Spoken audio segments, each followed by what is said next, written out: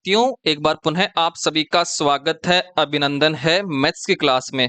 और हमारी सीरीज चल रही थी मैथ्स की पीवाईक्यू क्वेश्चन की, और वो भी अधीनस्थ बोर्ड के, अर्थात जो अधीनस्थ बोर्ड ने अब तक जो एग्जाम कराए हैं उनमें जो क्वेश्चन पूछे हैं मैथ्स के, वो हम करा रहे हैं। तो आज का पहला क्वेश्चन है, एक बैठक में सदस्यों में से 4/25 महिलाएं थी, यह सदस्यों का कितना प्रतिशत था? तो टोटल जो थे बैठक में सदस्य वो थे 25। तो टोटल 25 सदस्य थे। इस 25 सदस्य में 4 महिलाएं हैं, जो ऊपर दर्शा रहा है ये 4 महिलाएं हैं, बाकी क्या हैं? पुरुष हैं। तो पुरुष कितने हो गए हैं? 21 हो गए हैं। हमें क्या पूछा है? महिलाएं कितने प्रतिशत हैं? तो महिलाएं कितनी हैं? 4। और टोटल कितने कैंडिडेट हैं? 25। तो उसको लिखेंगे नीचे, और प्रतिशत में हमें आंसर लाना था, ऊपर गुणा में 100 लगा देंगे।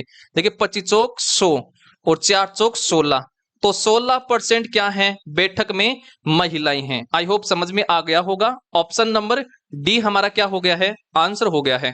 ठीक है, अब चल लेते हैं अगले वाले क्वेश्चन पर। अगला क्वेश्चन देखिए, एक दुकान ने अपनी कीमतों में 10% की कमी की थी। एक सामान की नई कीमत क्या है जो पहले 500 में बेची जाती थी?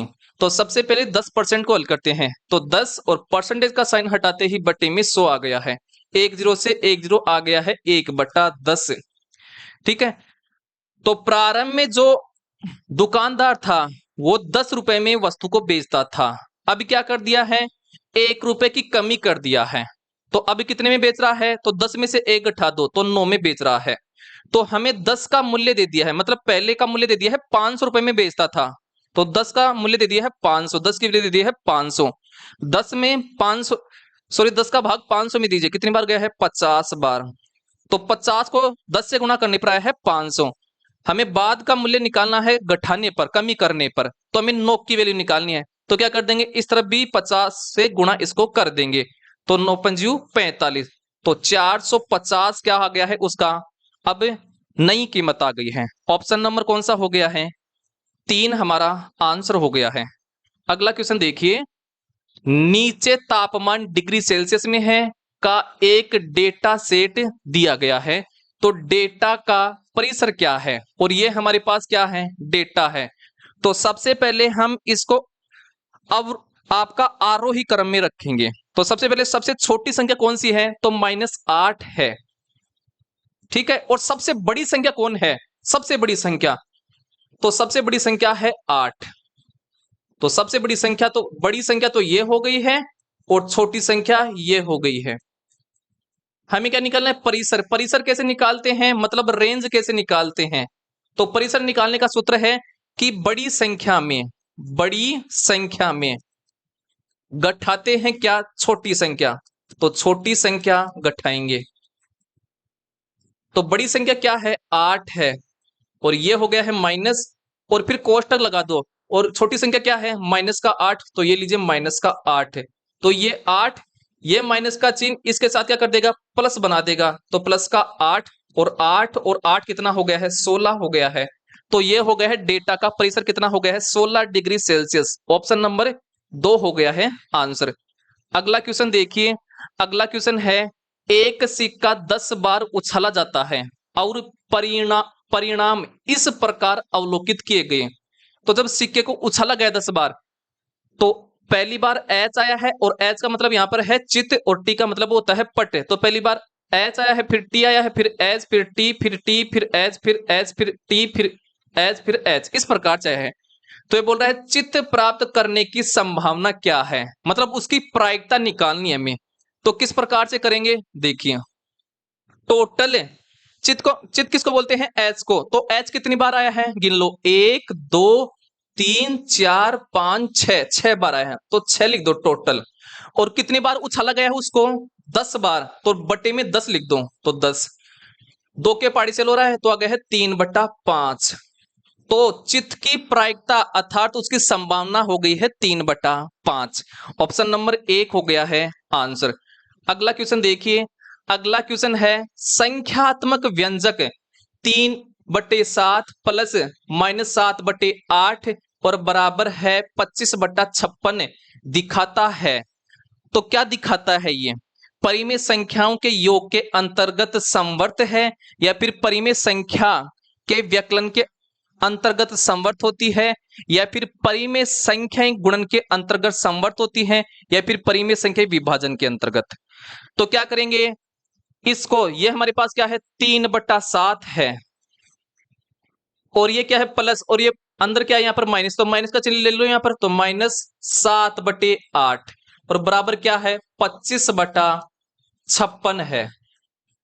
अब इसको इस तरफ वाले को हल कर लेंगे, हल करो तो यहां पर लघुत्तम कितना आ गया है 56, 7 का भाग 56 में 8 बार गया है, और 8 3 24 माइनस 8 का भाग 56 में 7 बार गया है, और 7 को 7 से गुणा करेंगे तो 49 आ गया है, और बराबर कितना आ गया है 25/56 आ गया है। 49 में से 24 का तो कितना बचा है आपका 25 बचा है, और बटे क्या आ गया है 56, और बराबर क्या आ गया है 25/56। तो देखिए आपका इस माइनस के चिन्ह को भूल जाओ एक बार, तो दोनों तरफ जो वैल्यू है वो क्या है बराबर है। देखिए इस तरफ भी 25 है, इस तरफ भी 25 है, इस तरफ भी 56 है, और इस तरफ भी 56 है, और यहां पर बीच में यहां पर किसका चिन्ह है प्लस का। तो इसको बोलते हैं योग के अंतर्गत समवर्त नियम परिमेय संख्याओं का। जब दोनों तरफ लेफ्ट और राइट साइड की तरफ जब वैल्यू बराबर आ जाती है तो उसको बोलते हैं योग का, योग के अंतर्गत मतलब बीच में प्लस का चिन्ह होना चाहिए। तो ये होता है योग के अंतर्गत समवर्त का नियम। ऑप्शन नंबर 1 हो गया है आंसर, और ये परीक्षा में आया हुआ क्वेश्चन है। मैं कोई भी क्वेश्चन है मन से नहीं ला रहा हूं, आए हुए एग्जाम में ही के क्वेश्चन ला रहा हूं। अगला क्वेश्चन देखिए, अगला क्वेश्चन है निम्नलिखित 3D आकृतियों में से किसमें शीर्ष नहीं होता है। शीर्ष का मतलब होता है वर्टेक्स नहीं होता है। पहला है पिरामिड। देखिए पिरामिड में तो क्या होता है शीर्ष होता है। क्या होता है शीर्ष? पिरामिड इस प्रकार से बनेगा, इस प्रकार से ना, पिरामिड ऐसे ही बनता है, पिरामिड ऐसे बनेगा पिरामिड। तो ये क्या है पिरामिड है। तो देखिए इसमें तो ये शीर्ष हैं, ये वाले देखिए 3 शीर्ष हो गए इसमें। प्रिज्म, प्रिज्म किस टाइप से बनता है? इस टाइप का होता है प्रिज्म। तो देखिए इसमें भी क्या है शीर्ष हैं, 3 शीर्ष हैं, तो इसमें भी शीर्ष है। शंकु किस टाइप का बनता है? तो आपने शंकु अर्थात कोन, क्या आइसक्रीम खाई होगी, तो कोन भी क्या होती है इस टाइप की होती है, कोन जो टोपी के समान होती है इस टाइप की होती है, क्या कौन। तो देखिए इसमें भी क्या है, एक क्या है शीर्ष है, तो इसमें भी शीर्ष है, लेकिन गोला क्या होता है इस टाइप के बनता है गोला। क्या इसमें कोई शीर्ष है? क्या नहीं है। तो ऑप्शन नंबर 4 हमारा क्या हो गया है आंसर हो गया है।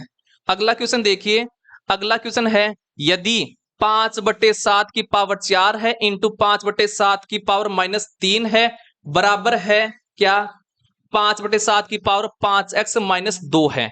तो देखिए 5/7 इस तरफ है, 5/7 इस तरफ है, और 5/7 इस तरफ है, मतलब इनका आधार समान है। तो देखिए इन संख्याओं का आधार समान है, तो ये घात क्या हो जाएंगी ऐड हो जाएंगी इस तरफ। तो 4 में से -3 घटा दो तो कितना हो गया है 1 आ गया इस तरफ, बराबर घात को बराबर कर लेंगे। इस तरफ घात कितनी है 5x-2, तो लिख दो 5x-2। जब क्या हो आधार समान हो दोनों तरफ तो हम घात को बराबर कर देते हैं। ठीक है, अब हल कर लो। 2 इस तरफ जाएगा तो क्या हो जाएगा 5x, और 2 में 1 जोड़ो तो 3, तो x का मान कितना हो गया है 3/5 हो गया है। ऑप्शन नंबर कौन सा हो गया है 3 हमारा आंसर हो गया है। अगला क्वेश्चन देखिए, अगला क्वेश्चन है मानिए कि ए बी सी तीनों परिमेय संख्या है जहां ए का मान 3/5 है, बी का मान 2/3 है, और सी का मान 5/6 है। तो निम्नलिखित में से कौन सा सत्य है इसमें यह बताना है, और आपको ये ऑप्शन दे रखे हैं।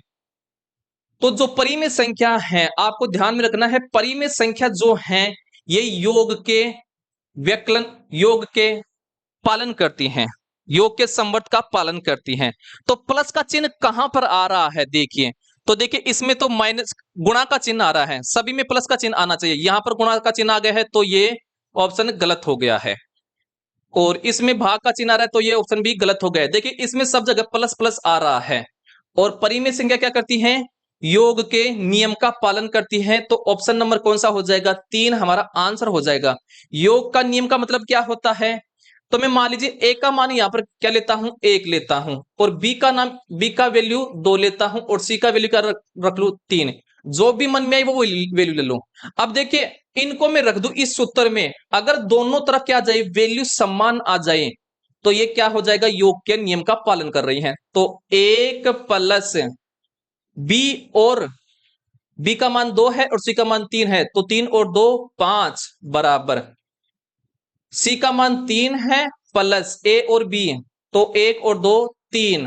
तो देखिए इस तरफ भी 6 आ गया है और इस तरफ भी 6 आ गया है, तो ये क्या कर रहे हैं, पालन कर रहा है, मतलब दोनों तरफ वैल्यू समान आनी चाहिए, तो वो उस नियम का पालन करेंगे। जब मैं इस सूत्र में रखूंगा तो दोनों तरफ वैल्यू बराबर नहीं आएंगे, तो ये भाग के नियम का पालन नहीं करती हैं, और ये गुणा के नियम का भी पालन नहीं करेंगी। जब इसमें भी रखेंगे तो दोनों तरफ वैल्यू बराबर नहीं आएगी। तो आपको ये ध्यान में रखना है कि परिमेय संख्याएं योग के संवट के अंतर्गत आती हैं, मतलब योग के नियम का पालन करती हैं। ठीक है, अगला क्वेश्चन देखिए। अगला क्वेश्चन है ज्यामितीय निरूपण जो पूरे और उसके अंश के बीच संबंध दिखाता है वह क्या है। पहला है हिस्टोग्राम, दूसरा है पाई चार्ट, तीसरा है दंड आरेख, और चौथा है चित्रलेख। तो ये है पाई चार्ट, ऑप्शन नंबर 2 आ जाएगा आंसर। पाई चार्ट आपने देखा होगा कि इस प्रकार से एक वृत्त होता है, और ये कितने डिग्री का होता है, टोटल 360 डिग्री का। फिर इसमें ये बीच में केंद्र होता है, फिर बटा होता है ना ऐसे, कि यहां पर ये भाग हिंदी का हो गया है, कंपैरिजन करते हैं ना, ये भाग आपका इंग्लिश का हो गया है, फिर ये भाग मान लीजिए एसएसटी का हो गया है, ये भाग मान लीजिए आपका साइंस का हो गया है, और ये भाग मान लीजिए मैथ्स का हो गया है। तो ये क्या होता है, आपका कंपैरिजन करते हैं इसके जरिए विभिन्न अंशों के बीच में। ठीक है, तो ये होता है पाई चार्ट के द्वारा संबंध दर्शाते हैं उनके बीच। तो ऑप्शन नंबर 2 हो गया है आंसर। अगला क्वेश्चन देखिए। अगला क्वेश्चन है यदि क्यों एक प्राकृतिक संख्या p का वर्ग है तो p है, तो क्यों क्या है, एक प्राकृतिक संख्या है, एक नेचुरल नंबर है, तो क्यों है, और क्यों क्या है, p का वर्ग है, तो ये किसके बराबर है, इसका वर्ग है ये। ठीक है, इसका वर्ग है, तो क्यों क्या हो गई है, क्यों हो गई है, p का वर्गमूल, इसका वर्गमूल हो गई है ये। ठीक है, तो p का मान मैं क्या निकाल लूंगा, अंडर रूट क्यों, ऐसे निकाल लूंगा। तो क्यों क्या है, p का वर्गमूल है, ऑप्शन नंबर 2 हमारा क्या हो गया है, आंसर हो गया है। अगला क्वेश्चन देखिए। अगला क्वेश्चन है under root 51 plus under root 70 plus under root 121 है का मान निकालना है। तो सबसे पहले जो ये अंडर रूट के अंदर 121 है इसको हल कर लेते हैं। तो हमें अंडर रूट उठाना है, तो 121 किसका वर्ग है, 11 का, तो ये रूट हट जाएगा और ये 11 यहां पर आ जाएगा। अब 70 में 11 जोड़ो तो कितना हो गया, 81। अब हमें ये वाला रूट हटाना है, तो 81 किसका वर्ग है, 9 का, तो 9 आ गया है वर्गमूल 81 का। तो अब ये 9 जोड़ देंगे किसमें, 51 में, और 51 और 9 कितना हो गया है, 100। अब क्या करेंगे, इस रूट को हटाएंगे तो 100 का क्या निकाल लेंगे, वर्गमूल निकाल लेंगे, स्क्वायर रूट निकाल लेंगे। तो 100 किसका वर्ग है, ये है 10 का। तो ऑप्शन नंबर 2 हमारा क्या हो गया है, आंसर हो गया है। ठीक है, अगला क्वेश्चन देखिए।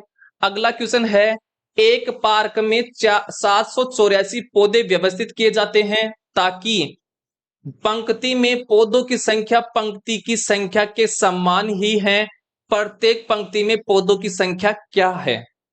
जब भी इस प्रकार के क्वेश्चन आते हैं तो आपको दी हुई संख्या का वर्गमूल निकालना है, और संख्या यहां पर क्या है, 784 पौधे हैं।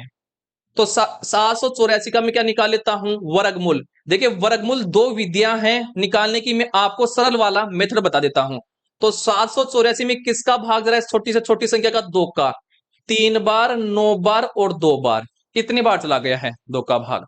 ठीक है, अब किसका भाग जरा है, 2 का, कितनी बार जा रहा है, 1 बार, 9 बार और 6 बार, फिर से 2 का जा रहा है 9 बार और 8 बार, फिर जा रहा है 2 का भाग 4 बार, 9 बार, 49 बार गया। अब 49 में केवल 7 का भाग जा रहा है, दीजिए कितनी बार, 7 बार।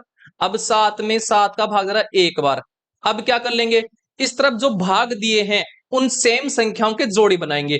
तो 2 का जोड़ा बन गया है, फिर 2 का जोड़ा बन गया है, फिर 7 का जोड़ा बन गया है, और प्रत्येक जोड़े से एक एक संख्या ले लेंगे। तो इस जोड़े से मैं क्या ले लूं, 2 ले लिया है इससे, तो फिर इससे भी लूं तो ले लिया है 2, इससे लेंगे कितना लेना है, 7 ले लिया है। अब इनको गुणा कर लेंगे तो 7 दूनी 14 और 14 दूनी 28, तो इसका 28 आंसर हो गया है। तो प्रत्येक पंक्ति में पौधों की संख्या आ गई है 28, ऑप्शन नंबर 2 हो गया है आंसर। अगला क्वेश्चन देखिए, यदि दो राशियां x और y एक दूसरे के व्युत्क्रम रूप में घटते बढ़ते हैं तो निम्नलिखित में से कौन सा सत्य है।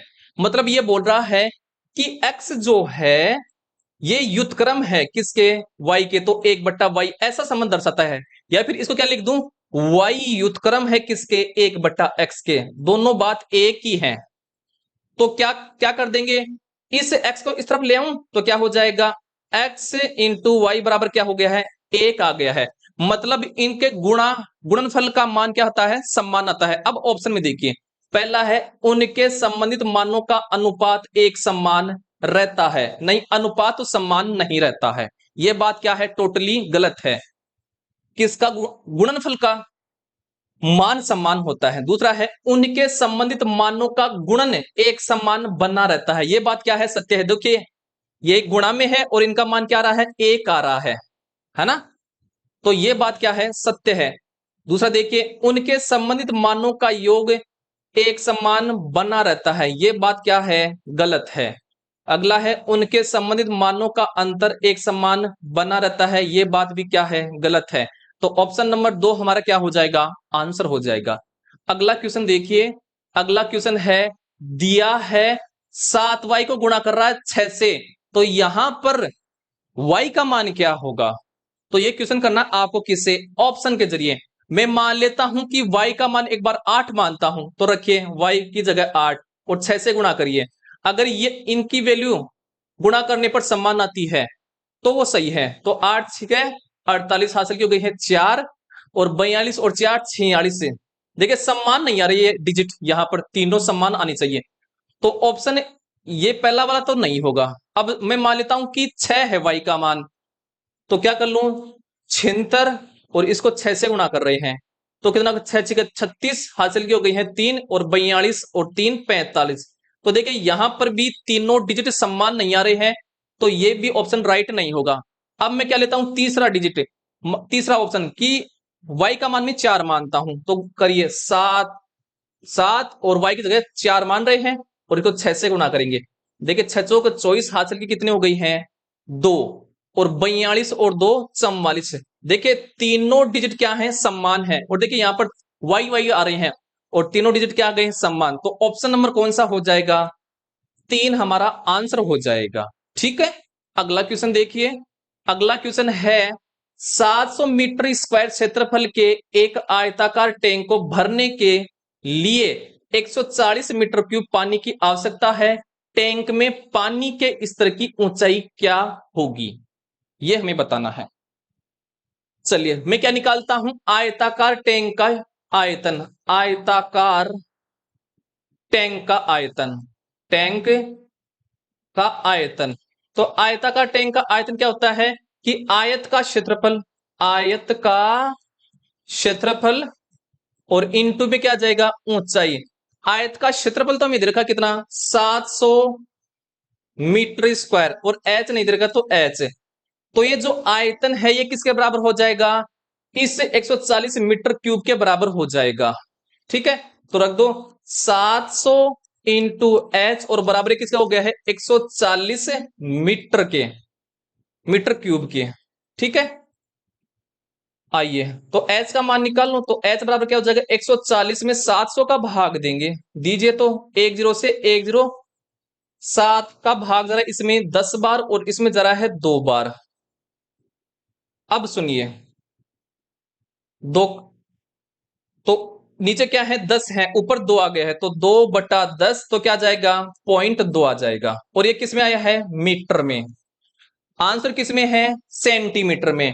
तो मैं 0.2 को किस में बदल लूं, सेंटीमीटर में। मीटर को जब सेंटीमीटर में बदलते हैं तो किससे गुणा करते हैं, 100 से, तो 100 से गुणा करिए इससे, तो क्या जाएगा 20 सेंटीमीटर आ जाएगा। तो पानी की ऊंचाई कितनी हो गई है, 20 सेंटीमीटर। ऑप्शन नंबर 2 हमारा क्या हो गया है आंसर। 10 कहां पर गया है, कि एक पॉइंट छोड़ करके पॉइंट लगाना था इसलिए वो 0 चला गया उस तरफ, इसलिए इसका 20 सेंटीमीटर आंसर आ गया है। ठीक है, तो ये होते हैं, देखिए आज के क्वेश्चन देख लेता हूं, आगे और क्वेश्चन है क्या, नहीं है, इतने ही क्वेश्चन है आज।